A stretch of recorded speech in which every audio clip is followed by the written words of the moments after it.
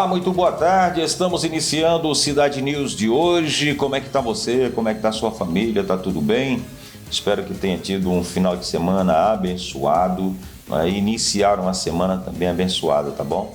Quero agradecer a sua audiência desde já e pedir para você acompanhar o nosso programa nas redes sociais, tá bom? Vai lá, principalmente no YouTube. Você pode acessar o nosso canal e deixar o seu like. O like é assim, é o positivo, tá bom? Você dá um positivo, deixa lá registrado o seu comentário, que nós também teremos o maior prazer em registrar aqui no programa a sua participação. Iniciando, eu já quero mandar aqui um bom dia todo especial, uma boa tarde, melhor dizendo, todo especial para o Adalberto, que é meu vizinho, né, que acompanha o programa todo, mas todos os dias está ligado conosco. Muito obrigado. Quero mandar também para a dona Maria Galdino, lá no bairro Aeroporto Velho, que está ligada conosco. O Josias, na estrada de Porto Acre, lá na fazenda Santa Luzia, está ligado, curtindo o nosso programa. Muito obrigado pelo carinho da sua audiência, tá bom? Um forte abraço, continue ligado conosco. A minha entrevistada de hoje é Luciana Araújo. Ela é psicóloga, sanitarista, servidora pública, presidente em exercício da Fundação Hospitalar do Acre, a Fundacre. Vem aqui para nós batermos um papo a respeito das atividades desenvolvidas pela Fundacre no ano de 2023. Luciana, muito boa tarde, seja bem-vindo ao nosso programa, tudo bem? Como é que está a nossa Fundacre? Me diz aí alguma coisa, mulher. Boa tarde a todos. Primeiro agradecer a oportunidade de estar aqui falando daquilo que a Fundação Hospitalar tem feito como uma unidade de saúde que atende a nossa população, um volume grande de pessoas que passam por aquele hospital todos os dias. Então, muito obrigado pela oportunidade, obrigado a todos os telespectadores por esse momento, por essa troca de informações. Estamos aqui para trazer informações e falar um pouco do trabalho daquele hospital. Que maravilha. Falar da Fundação Hospitalar hoje é falar de satisfação. Quero fazer um agradecimento aqui todo especial à minha colega Juliana, né, a sua assessora, que me ajudou aí nesse agendamento da sua entrevista aqui conosco. Muito obrigado, tá, Juliana? Um forte abraço. Agora, iniciando a nossa conversa, a Fundação Hospitalar, ela foi por muitos anos notícias negativas em páginas dos principais jornais, em site de notícias do nosso estado, por lado negativo de mau atendimento, né, e procedimentos não adequados.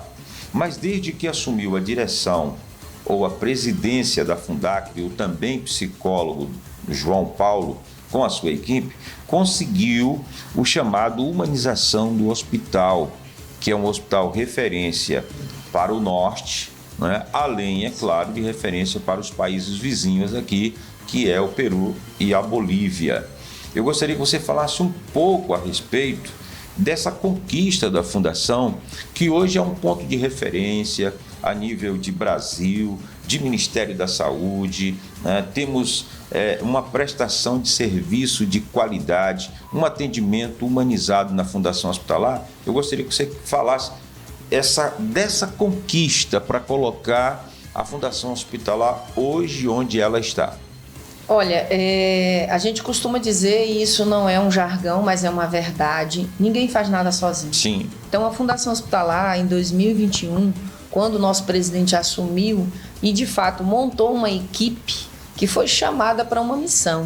A nossa missão foi ajudá-lo a fazer gestão, a retomar as funções da Fundação Hospitalar. A gente sabe que nós estávamos vindo de uma pandemia, então 2021, quando nós assumimos o hospital, lá no mês de abril de 2021, a gente estava ainda no meio de uma pandemia, mas já caminhando para o final. Então, existiam vários serviços dentro do hospital que estavam parados por força da pandemia. E retomar tudo isso, a gente costuma dizer que a Fundação Hospitalar, em abril de 2021, ela levantou voo. Em 2022, ela alcançou a altitude e agora nós estamos trabalhando para manter essa altitude. Então, retomar aquele hospital, as suas funções, com todos os serviços que ele tem capacidade de realizar, e esses serviços, eles todos relacionados ao atendimento à população, não é fácil. A Fundacre, ele é, como a gente também costuma dizer, que não é um jargão, é o maior hospital de saúde do estado e o mais complexo, por ser de média e de alta complexidade. Nós fazemos coisas simples, como um atendimento ambulatorial, uma consulta especializada. A gente fala simples, que não é simples, mas é uma das atividades mais normais que a gente consegue executar. Até um transplante, que é a atividade em saúde mais complexa que nós somos capazes de realizar. Então, a gente tenta não ficar em nenhum extremo, mas a gente tenta achar o equilíbrio do hospital a todos os momentos. E aí eu não posso deixar de dizer que a postura incansável do nosso presidente, a dedicação incansável dele nos motiva a trabalhar. Então, a nossa equipe, ela é motivada graças ao combustível que vem do nosso presidente. E aí, lógico que a gente também faz uma ressalva importante, que só trabalho, só dedicação não resolve tudo.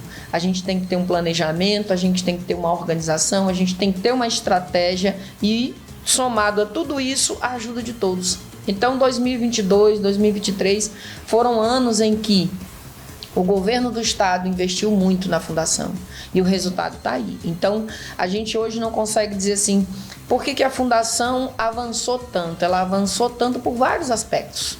A dedicação de todo mundo, a força e a determinação do nosso presidente, mas também a ajuda do governo do estado, porque sem esses pilares a gente não seria capaz de avançar. Então, hoje nós podemos dizer que falta pouco para a fundação atingir 100% da sua capacidade. O que hoje eu posso dizer para você e para a população que nos assiste é assim, hoje o que nos falta? O transplante de rim. Ele está quase no ponto de começar a acontecer, faltam detalhes, faltam organizações dentro do centro cirúrgico, nas enfermarias, para que a gente já comece a fazer o transplante do rim e algumas outras atividades de saúde, e aí a gente fecha o leque que a fundação é e tem condições de realizar. Um fato que me chama a atenção na Fundação Hospitalar não apenas o trabalho interno da equipe, né, que ali trabalha diariamente, mas a busca incessante do presidente, da direção como você, né, buscam as parcerias com os deputados federais, com os senadores, né, no sentido de angariar recursos para a implantação de serviços, ampliação, né, da infraestrutura da própria Fundação Hospitalar. Isso é importante. E aí eu gostaria que você comentasse, porque quando um deputado, quando um senador vai até a Fundação Hospitalar e ele acompanha, né, num giro ali por dentro da fundação, ele sabe que precisa alocar recursos para melhorar o serviço ali naquele lugar. Exatamente. Então, veja, um hospital que estava quase 2 anos com alguns serviços parados. Então, isso ocasiona um deterioramento da estrutura física. Então, quando nós chegamos na fundação, existiam setores que estavam completamente deteriorados, por estar fechado, por não ter a presença da população, por não ter a presença dos trabalhadores. Foram setores que foram tendo prejuízo na sua estrutura física. Então, foram muitos investimentos. Até o ano passado, nós tivemos investimentos necessários para que essa estrutura fosse readequada, reformada, né, para que pudesse receber a população de uma maneira humana e digna e que os nossos trabalhadores pudessem ali exercer as suas funções. Então, eu lembro muito bem que em 2021, a primeira grande reforma que nós fizemos na Fundação Hospitalar em termos de melhoria de ambientes que estavam muito deteriorados foi a nossa lavanderia. Inclusive, como você bem colocou no começo, eram manchetes negativas, era uma demanda de quem trabalhava no setor, que não tinha condições humanas para exercer sua função e manter o hospital funcionando. Então, eu considero que o momento mais sensível na visão do nosso presidente naquele momento foi a reforma da nossa lavanderia que necessitava. Em seguida, o ambulatório onde os pacientes frequentavam. Então, veja, o ambulatório ficou fechado quase 2 anos. Quando nós chegamos, ele estava com várias infiltrações, com vários mofos. Os consultórios tinham problemas de todas as ordens, então houve muito investimento nessa área necessária a esses ambientes onde o paciente circula, onde ele visita o hospital para um atendimento, para um exame. Então, assim, hoje a gente não consegue lembrar de tudo, porque foram tantas coisas que a gente precisou realizar para que a Fundação tivesse hoje a capacidade de receber 1.500 pessoas por dia num ambulatório, 1.000 pessoas no setor de exames, que aí as pessoas vão chegando, elas vão se espalhando dentro do hospital. Quando a gente fala num número desses, as pessoas dizem assim, mas é um número muito exagerado. Não é. Nós temos 800 consultas marcadas. Se você fizer uma conta bem rápida, ninguém vai para uma consulta sozinho, então são 800 pessoas vezes 2, porque todo mundo vai para uma consulta acompanhada. Eu estou falando só do consultório, só do ambulatório especializado. Quando você vai para o setor de exames, o número não é diferente. Quando você vai para o setor de coleta de laboratório, o número também não é diferente. Então, a Fundação Hospitalar, ela é uma unidade extremamente visitada diariamente por um número muito grande de pessoas. E isso demanda da unidade capacidade de se manter a sua estrutura física organizada, de manter os equipamentos com condições de receber, desde a cadeira onde a pessoa senta.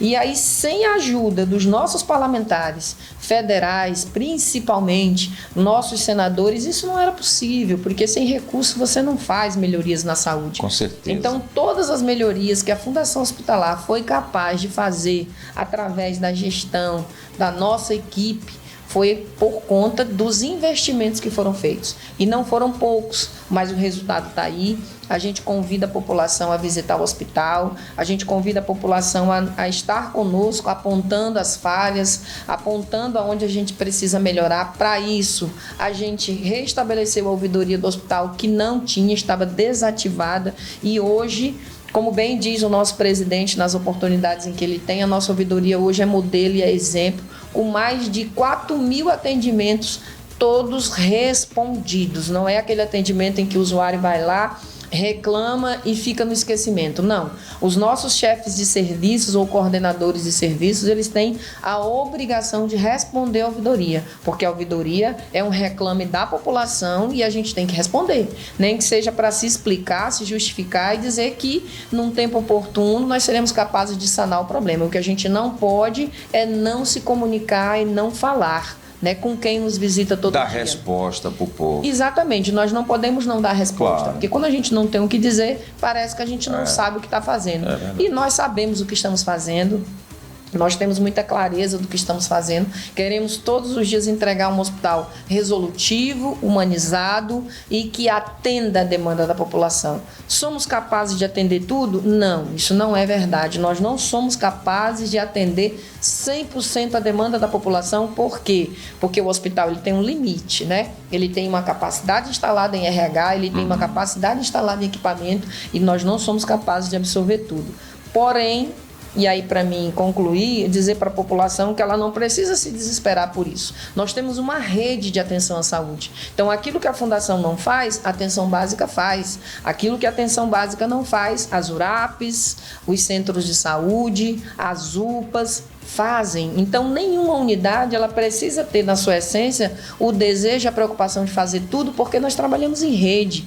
Uma unidade completa a outra. E a Fundação tem hoje muito bem definido qual é o seu papel de média e de alta complexidade. Interessante. Qual foi o segredo da direção da Fundação Hospitalar acabar com aquelas filas desesperadoras na frente da Fundação Hospitalar? Eu digo que o segredo da nossa gestão ou do nosso avanço em termos de acolhimento, recebimento e resposta à população, o segredo foi ter humildade para perguntar quem era bom em fazer isso. E nós tivemos muita humildade em olhar para dentro do Estado e dizer quem faz isso e faz isso com a grande referência. Então, a OCA foi uma instituição e é parceira da Fundação Hospitalar e nós devemos muito desse avanço à OCA. Então, os técnicos, e aí eu quero aqui externar o meu agradecimento aos profissionais da OCA, aos técnicos que estiveram conosco e estão conosco desde 2022, nos ajudando a olhar para o cenário que a gente encontrou dentro da Fundação Hospitalar e dizer como melhorar isso. E aí, veja, não é uma tarefa simples, porque A fundação tem 30 anos. Aquele espaço que hoje acomoda os nossos pacientes no ambulatório, ele foi construído para uma capacidade de 300 pessoas. Hoje, a gente recebe 1.500.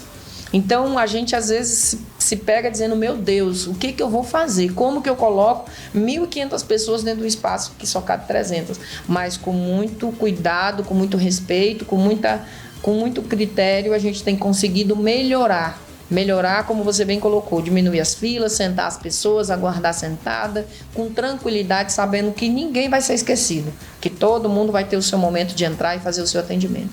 Muito bem, nós vamos para o nosso primeiro intervalo comercial e nós voltamos já na sequência com essa conversa super importante, essa entrevista sobre as atividades da Fundação Hospitalar. É um instante só, não sai daí, a gente volta já na sequência.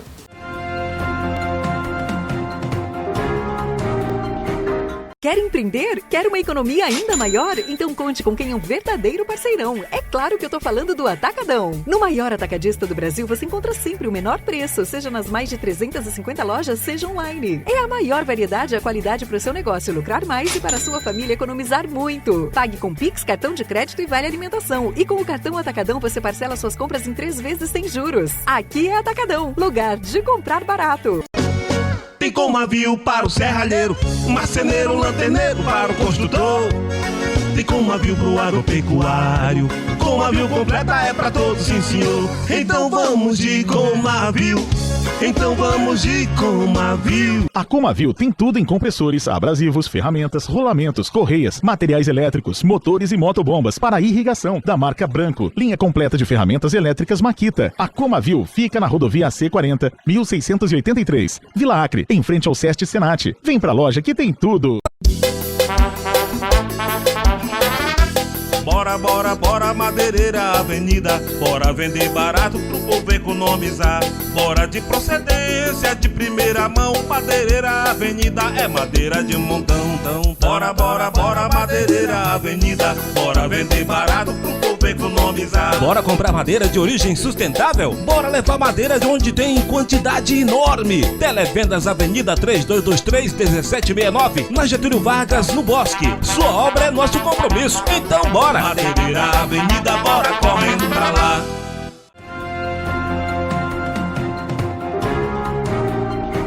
Muito bem, já estamos de volta depois dos comerciais, seguindo com o nosso programa de hoje. Deixa eu falar aqui do Mambira, rapaz. Deixa eu encontrar aqui o Mike. O Mambira, né, que é lá no Quinari, rapaz. O Mambira é da autopeça da troca de óleo do Mambira, que fica lá em Senador Guiomar, na Avenida Castelo Branco, o mais conhecido como Quinari. Está aparecendo aí no rodapé da sua televisão. A troca de óleo do Mambira. O melhor preço e o melhor atendimento na Avenida Castelo Branco, 1190, no centro do Quinari. O telefone para contato é o 68-99902-7013. Falar com o Mambira. Na troca de óleo, além da troca de óleo, tem alinhamento, mecânica, troca de peças, tem todo o atendimento que você precisa lá na troca de óleo do Mambira, no Quinari. Tá bom? Muito obrigado aí à turma do Quinari que nos acompanha neste momento. Muito bem, de volta com a nossa entrevista, e eu quero perguntar: quais foram as principais atividades desenvolvidas pela Fundação Hospitalar, pelos profissionais da Fundação, né, em 2023? É possível fazer uma prestação de contas de quantos pacientes foram atendidos por especialidades, por exemplo, aqui, consultas, exames que foram realizados na Fundação Hospitalar, Luciana? Olha, nós conseguimos fazer esse levantamento de números, né? E eu gostaria de aproveitar a oportunidade e dizer que o ano de 2022 foi um ano de preparar o hospital, né? Preparar o centro cirúrgico, preparar o ambulatório, preparar o setor de exames, preparar a estrutura para que em 2023 aí realmente nós entrássemos com as coisas mais organizadas, né? Com os setores mais qualificados para receber essa população. Os números de 2023 são números impressionantes. Para nós que estamos dentro do hospital, vivendo a realidade deles, são números extraordinários.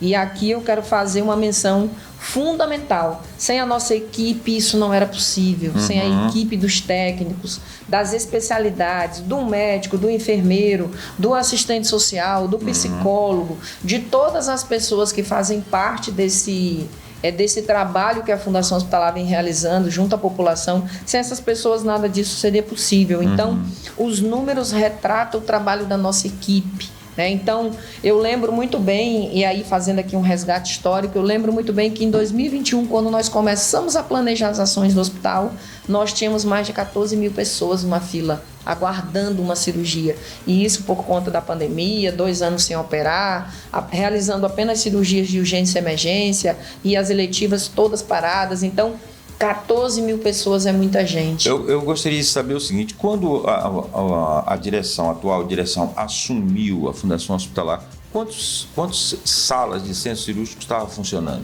Olha, funcionando com a Fundação Hospitalar, eram 4 salas apenas. Nós temos uma capacidade de 8 salas cirúrgicas e apenas 4 estavam funcionando, porque as eletivas estavam suspensas. E aí, como eu falei para você,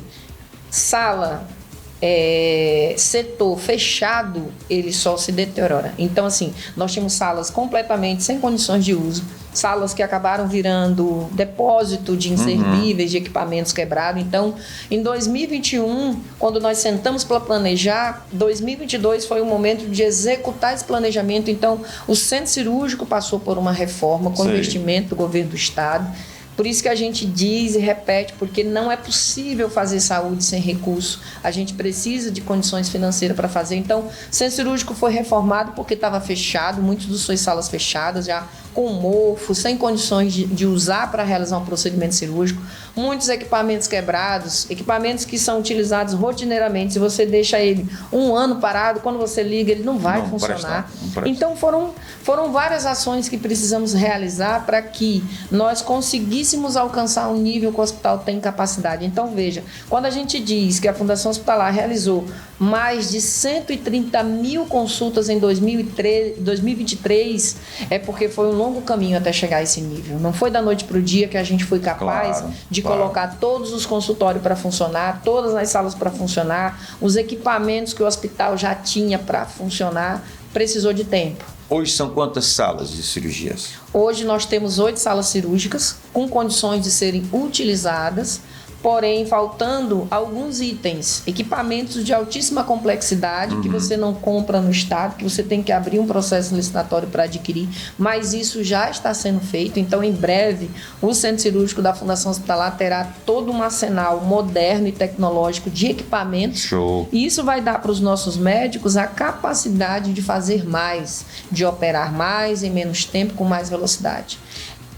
E aí, partindo dessa prestação de contas, vamos nos referir assim, quantos exames foram realizados durante o ano de 2023 lá na Fundação? Eu diria para você que o nosso setor de exames, ele foi um dos mais atingidos pela pandemia. Ele ficou muito tempo parado, muito tempo fechado, muitos equipamentos, quando voltamos às funções, eles não funcionavam, então muitos equipamentos tiveram que ir para fora do estado, e isso demora muito. Eu posso aqui dar um exemplo para você de uma situação que a gente atravessou ao longo de 2022, que foi muito traumático para todos nós. Então, equipamento de endoscopia que precisou ir para fora e ficou 4, 5 meses para retornar para o estado. O estado não conserta nada, né? As empresas que vendem os equipamentos, eles têm as suas áreas técnicas fora, então demora muito. Equipamento de ultrassonografia quebrou e não funcionou, e foi todo um momento difícil que a gente superou, e hoje a gente pode olhar para os números de 2023 e ver que valeu a pena todo o esforço. Então, em 2023, por exemplo, o setor de SADT realizou mais de 29 mil exames. É muita coisa para um setor que hoje a gente olha e vê que ele é pequeno para atender a demanda da população que hoje nos procura. Mas são números extraordinários, eu considero números extraordinários, eu considero um avanço gigantesco. Nós éramos várias filas, nós éramos filas de Doppler, A pessoa estava esperando um Doppler há mais de um ano e sem ele ela não podia entrar na fila da cirurgia. Então, são coisas que condicionam, né? A gente necessitava organizar o setor de exame para que esse paciente realizasse o seu exame e progredisse dentro do seu tratamento. Fosse para uma outra fila, que seria a fila da cirurgia. Então, zeramos a fila de Doppler, zeramos a fila de eletrocardiograma, zeramos a fila de eletroencefalograma, zeramos fila de endoscopia, zeramos fila de espirometria, várias metas em 2023 foram atingidas. Ou seja, isso traz um resultado, né? Com certeza. Para o paciente, não é isso? O resultado mais importante é a saúde do nosso paciente. Mas eu gostaria de dizer para a nossa população que, assim, o fato de nós termos obtido esse resultado em 2023 não diminui o trabalho em 2024, sim, porque a demanda da população ela é constante. Quem realizou o seu Doppler realizou e caminha, porém no ambulatório tem mais de 800 pessoas passando e que essas pessoas vão sair de uma consulta especializada com vários pedidos de exame. Por isso que a gente diz, a gente zera a fila para começar de novo, porque elas são intermináveis, elas não se esgotam. E o ideal que nós hoje buscamos para a Fundação Hospitalar é que ela seja capaz de manter um ritmo, manter um atendimento e uma constância na prestação desses serviços. E quais foram os resultados no atendimento da área de odontologia? Porque a Fundação Hospitalar deu uma ampliada exatamente naqueles consultórios odontológicos. Imagine o resultado, como é que foi? Olha, o CEL realmente ele é um dos exemplos assim, de algo extraordinário. E eu não posso deixar de mencionar aqui o esforço da Secretaria de Saúde em reformar o CEL. Então, em 2022, o CEL passou por uma reforma nos seus 8 consultórios. Foi todo reformado, foi todo remodelado.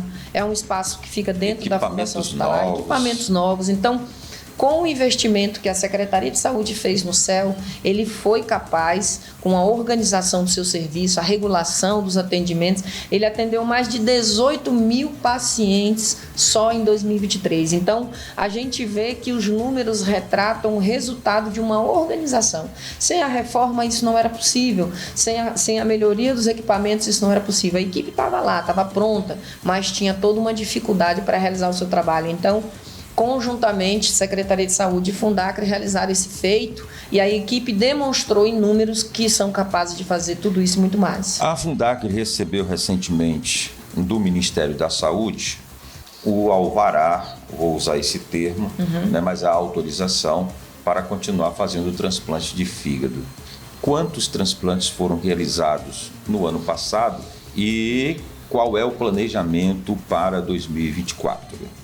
Esse assunto em especial é algo que nos emociona muito, nos mobiliza, por tudo que a gente viveu ao longo desses 2 anos para que o transplante de fígado atingisse um nível, um patamar e se mantivesse nele. Quando nós chegamos no hospital em 2021, ele não acontecia, estava suspenso por algumas questões administrativas e alguns problemas internos, decorrentes de novo de 2 anos de pandemia e tudo mais. Então, nós conseguimos sanar esses primeiros problemas, retomamos o transplante, nós realizávamos em média de 1 por mês e fomos, a cada avanço que a gente dava em termos de organização e planejamento, a gente estabelecia uma meta. Estabelecemos uma meta para 2022, alcançamos a meta. Quando nós chegamos em 2023, a gente sentou com toda a equipe, Dr. Técio, que é uma referência para nós, e nós lançamos um desafio, bater todas as metas que o hospital já teve. Então, em 2023, a Fundação realizou um número recorde de transplantes. 18 transplantes de fígado foram feitos. E não fizemos mais, porque hoje nós temos uma dificuldade. O Estado praticamente não oferta fígado, não oferta órgão. Então, assim, se o nosso Estado ofertasse órgão, para nós seria uma facilidade, porque todos os órgãos transplantados, na sua grande maioria, 95%, vem de fora. E isso nos dificulta um pouco, mas a gente não deixou de fazer e avançamos muito. Então, foram 18 pessoas que tiveram aí uma oportunidade de restabelecer a sua vida. Que maravilha! Para nós encerrarmos a nossa conversa, o nosso bate-papo, e se nós pudéssemos, nós íamos ficar aqui, muito tempo conversando sobre vários assuntos da Fundação, eu gostaria que você falasse da retomada do serviço de nefrologia. Isso aí é um assunto que também nos emociona muito, porque nós estávamos há 1 ano e 6 meses no INTO, de maneira improvisada, mas organizada, atendendo os nossos pacientes. Tivemos que retirar todo o serviço para poder reformar o espaço onde eles estavam. Foi uma das demandas também lá no começo que bateram na nossa porta logo de cara quando a gente assumiu o hospital. O setor de nefrologia estava completamente deteriorado, com muitas dificuldades, com muitos problemas, e a gente passou aí um ano de 2022 inteiro organizando esse serviço. E aqui eu quero mencionar e parabenizar o extraordinário trabalho que as duas clínicas realizam junto com a Fundação Hospitalar no atendimento a esses pacientes. Então, existia uma desorganização de fluxo, existia uma desorganização de protocolo, e a gente, junto com as duas clínicas que hoje prestam esse serviço também na área de hemodiálise, organizamos, e aí fomos para o passo número 2, reformar o espaço Fundacre. E agora, na reta final do ano, entregamos um ambiente completamente reformado, humanizado, com equipamentos novos, com toda a estrutura nova, e hoje é o grande dia. Hoje aí eu quero dizer que a nossa população esteve a partir das 7 da manhã voltando para esse espaço. Então aconteceu tudo da maneira mais tranquila possível. Nós nos preparamos para isso, nos organizamos para isso, e hoje a gente diz que estamos de volta para casa. Nossa equipe voltou para casa, está todo mundo feliz, está todo mundo satisfeito, e vamos trabalhar. Luciana, eu quero um compromisso seu aqui comigo e com os nossos telespectadores. A tua volta o mais rápido possível aqui, para a gente poder conversar muito mais tempo a respeito da Fundação Hospitalar. Infelizmente, o nosso tempo está se esgotando. Quero te agradecer pela presença, mais uma vez agradecer a sua assessoria na pessoa da Juliana, por você ter chegado aqui, e dizer que nós estamos à sua disposição, à disposição da Fundacre, da equipe da Fundacre, essa equipe que mora aqui no meu coração. Muito obrigada. Eu também me sinto assim, emocionado quando se fala da Fundação. Fiz parte ali da equipe, e feliz por poder conversar sobre as coisas boas da Fundação, tá bom?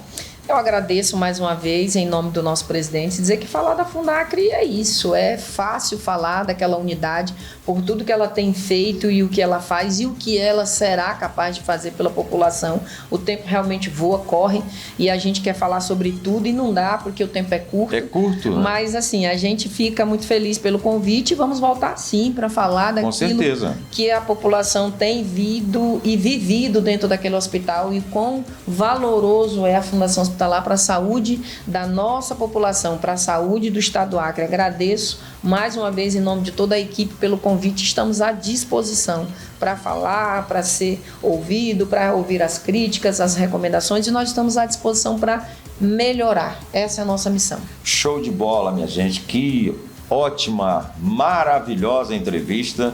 Eu vou fazer um intervalo e volto já na sequência. Não saia daí. É um instante só.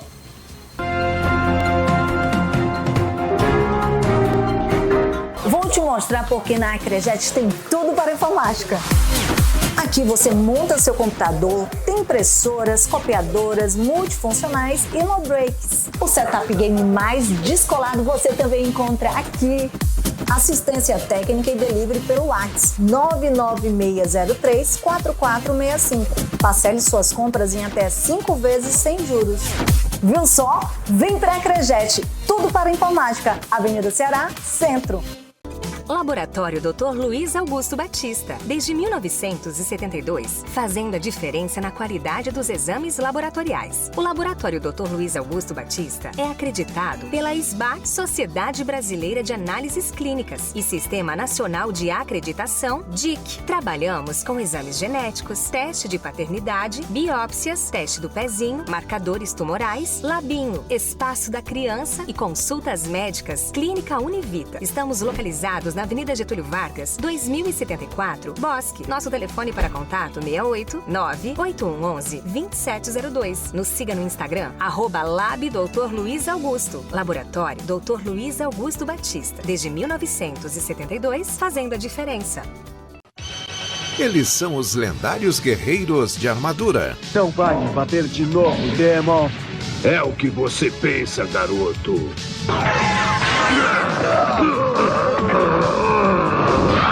Eles são os Samurai Warriors, de volta à tela brasileira com muita ação e aventura. Cavaleiros do fogo, da terra, da água, da luz e do céu. Samurai Warriors, É o Scorpion. Seu saco de lixo, desista! Samurai Warriors. Toda terça na Seção Oriental, às 10 da noite. Rede Brasil de televisão há 14 anos, ligada em você.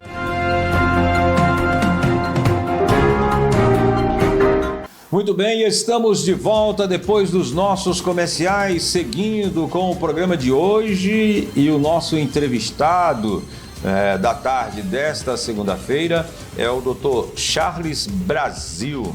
Charles Brasil é nosso parceiro, está aqui conosco todas as segundas-feiras, vai estar conosco aqui no nosso quadro Os Seus Direitos e os Seus Deveres. É um quadro aqui do nosso programa, onde nós vamos falar de tudo. Nós vamos falar de política, política local, política nacional, política internacional e vamos falar de outros assuntos muito importantes aqui dentro do nosso programa. O Charles, ele é advogado, né, da área previdenciária, ele é escritor, né, é professor da Universidade Federal do Acre, né, e é também comentarista político. A partir de agora aqui conosco, né? Bom dia não, boa tarde.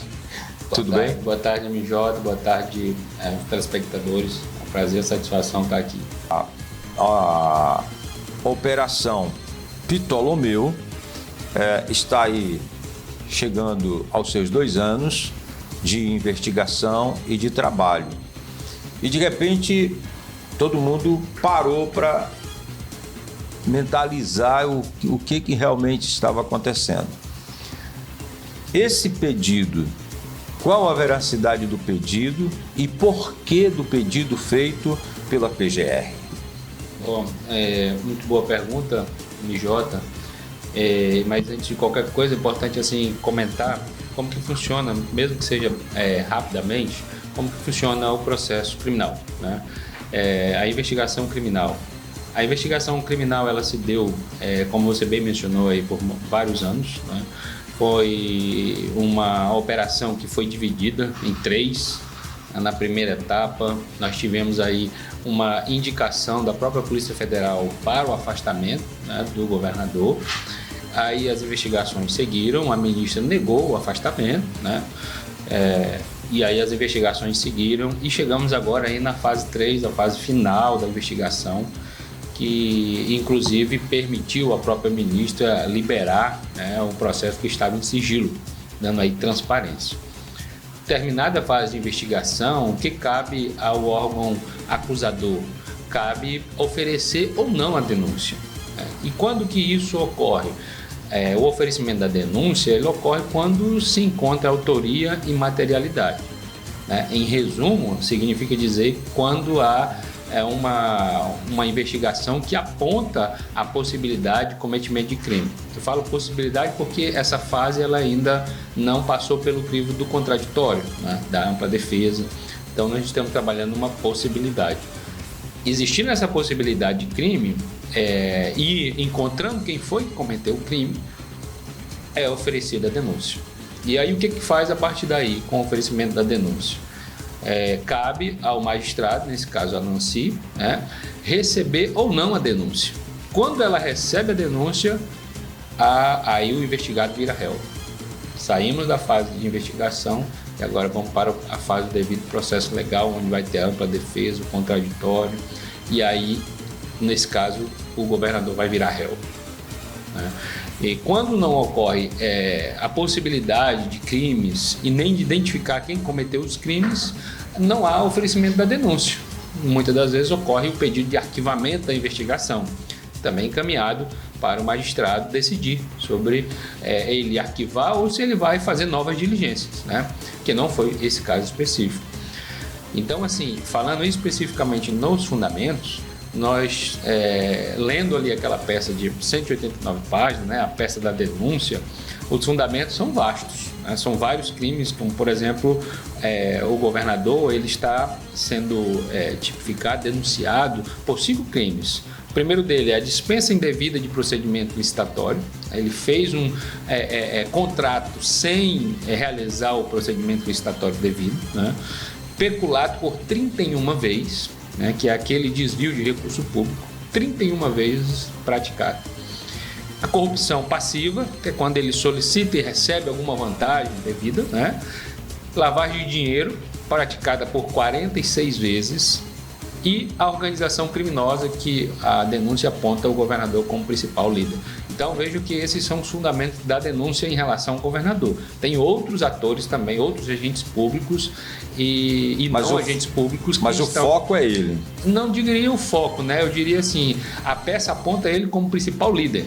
Entendi. Da organização criminosa. Então é assim que a peça da denúncia do Ministério da Procuradoria-Geral da República define. O que se comentou muito nas rodas de conversa, padaria, esquina, roda de tereré, né, rodinhas de políticos, entendeu? Inclusive partidários de oposição e de situação do próprio governador, foi o fato da publicação desse pedido. Por que da publicação? Quando a gente lê essa peça, a denúncia, a gente consegue ter um cronograma, vamos dizer assim, uma linha do tempo, né, de como que esses crimes vêm ocorrendo ao longo do tempo. Uhum. E como eu disse, lá na primeira fase da Ptolomeu, a Polícia Federal já pediu o afastamento do governador por considerar que ele tinha recebido 800 milhões de reais na sua conta e não tinha comprovado de onde veio esse recurso. Né? O que foi negado. Isso, o que foi negado. Então, ao longo do tempo, esses crimes eles vêm ocorrendo. Com isso, o pedido de afastamento é justamente para proteger o patrimônio público, proteger o erário. Afastar o governador significa dizer que é necessário estancar os crimes praticados, né, por ele e pela organização que a Procuradoria-Geral da República aponta. O que não aconteceu. Até o momento não, né? E tem informações de que esse pedido vai ser julgado essa semana ainda, né, pela ministra Nancy do STJ. O que pode acontecer o pedido de afastamento do governador. O que pode acontecer dele se afastar do cargo. Agora, por quanto tempo, de como... Não se sabe. Não se sabe, porque quem vai dosar isso é a ministra, dos fatos narrados ali na denúncia, né? Então, que são graves. Então significa dizer que o fato do pedido de afastamento não ter sido cumprido na semana que vem, não significa dizer que a vida do governador Gladys Cameli esteja num sossego. Não, é porque a Procuradoria-Geral ela fez o papel dela, né, de pedir. Agora cabe ao magistrado, nesse caso a magistrada, analisar com base nas provas, que são muitas, se vai conceder ou não afastamento. Ou outras medidas que achar também, como já aconteceu na primeira fase. Ele não foi afastado, mas ocorreu outras medidas que foi imputada a ele, foi colocada a ele. Por exemplo, a não comunicação com os parentes. Né? Foi uma das medidas. Uma das medidas. E isso ocorreu logo no princípio, né? No princípio. Em que o pai dele, do governador, né, o senhor Eládio, foi preso, né, o irmão, né, e ficaram incomunicáveis. Isso. Ficaram incomunicáveis por um certo período, né? O governador teve o seu passaporte apreendido, sem poder sair do estado, sem poder sair do Brasil, né? Por conta das investigações. Aprofundada essas investigações, de conhecimento, procurar saber o envolvimento exatamente direto com as empresas, porque essas empresas elas se tornaram empresas associadas, o Charles? Isso, essas empresas elas passaram ela recebeu um determinado, vamos dizer assim, objeto que deveria ter sido passado, né, uma licitação, mas que não ocorreu essa licitação. Aí em um determinado momento elas se coligaram, né? Elas fizeram uma espécie de associação, é isso. Uma sociedade por conta de participação, esse é o termo técnico assim, que se usa, né, para essa aproximação das duas empresas. E a partir desse contrato que elas firmaram, elas passaram a dividir os lucros que obtinham. Quem operava ali? O irmão do governador? O irmão é o principal responsável pela empresa, né, segundo a investigação. O consta na peça. Isso, e aí a Murano que é a outra empresa em que elas se associaram, né? Ou seja, que não é daqui. Ou seja, então esse dinheiro corria por dentro dessas duas empresas, divididas em 50%. Isso. Para cada. Isso. Isso que consta. Isso que consta. E as empresas, em um determinado momento, pagavam também despesas do governador, como um hotel, um apartamento no Jardim, em São Paulo. Em São Paulo. Que está no nome do governador e da sua ex-esposa, que foi pago 14 parcelas pela Rio Negro, né? E que oriundo dessa segunda denúncia, dessa transação, né? Desses recursos que receberam a partir desses objetos não licitados. Teve um dia que na conta do governador foram depositados, se eu não me engano, 5 depósitos, assim, em questões de horas diferenciadas de um depósito para outro. Aí levantou a suspeita, por exemplo, no processo investigatório? Isso, quando eles fracionam esse determinado assim, de depósito, é justamente para tentar burlar o sistema, né, bancário, por exemplo, que uma determinada quantia, quando ela é, se não me engano, R$50 mil, o Banco Central aciona um sistema de alerta, né, para verificar aquela transação. Então, ela veio, então há uma investigação mais aprofundada. E aí parcela esse depósito, fraciona esse depósito justamente para tentar burlar isso. Mas nesse caso, a Polícia Federal, na época que estava investigando, constatou essa artimanha, vamos dizer assim. Quando a Justiça pediu o afastamento do governador lá no início, né, estava concedendo ao governador uma oportunidade de corrigir essa operação que até então já dava sinal de que o governador seria o operador desse esquema fraudulento? Isso. Quando a Polícia Federal ela faz o pedido, né, de afastamento, ela já está apontando ali a seriedade, né, da gravidade, vamos dizer assim, dos crimes cometidos. Até ali, né, ou seja, naquele princípio, já eram graves os crimes cometidos, apontados pela Polícia Federal. E também é uma oportunidade, obviamente, de realmente frustrar as organizações que atuam, né, à margem da lei.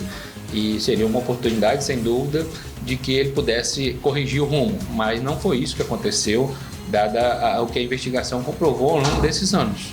Pelo contrário, ela foi se aprofundando. Os crimes foram, tanto que eu falei aqui, lavagem de dinheiro 46 vezes. Ou seja, são 46 atos de lavagem de dinheiro praticado pelo governador, segundo a investigação. Então, há sim uma gravidade, não é uma coisa... E já, como eu disse, a Polícia Federal já apontava lá.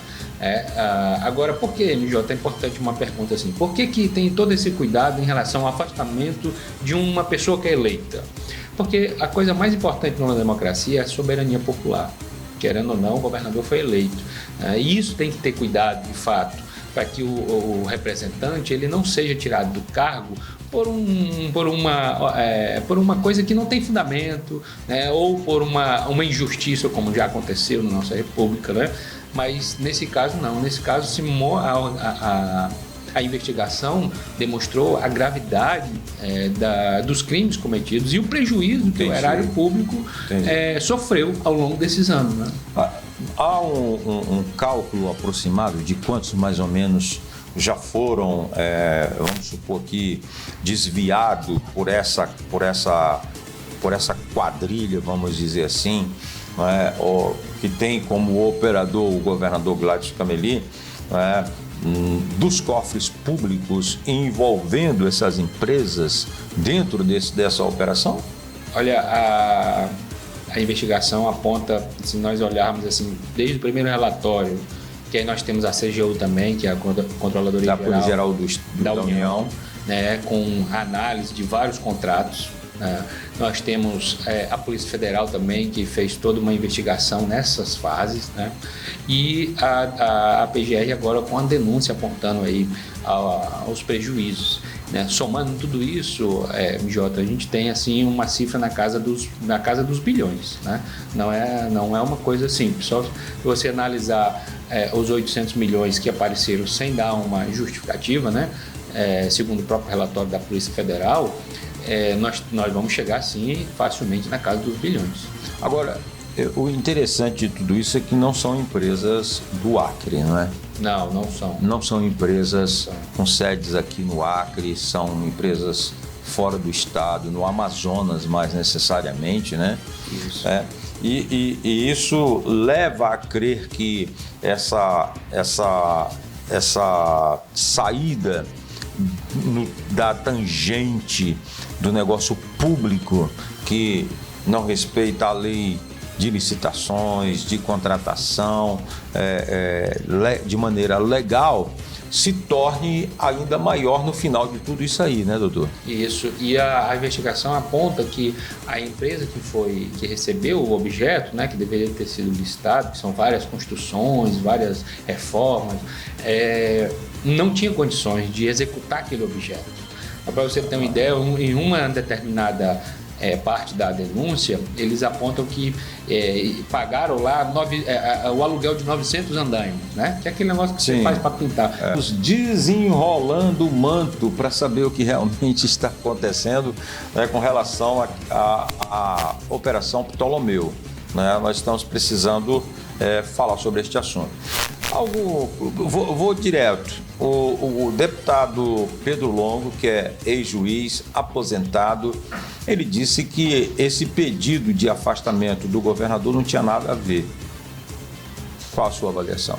Olha, se a gente se debruçar de fato ao processo, nós vamos chegar a uma constatação assim, sem paixões nenhuma, nós vamos chegar a uma constatação que há sim fundamento. Por quê? Porque os crimes, eles não só aconteceram, como estão acontecendo, né? Isso a denúncia aponta claramente. Uma relação promíscua entre a iniciativa privada e o serviço público, né? E os agentes públicos.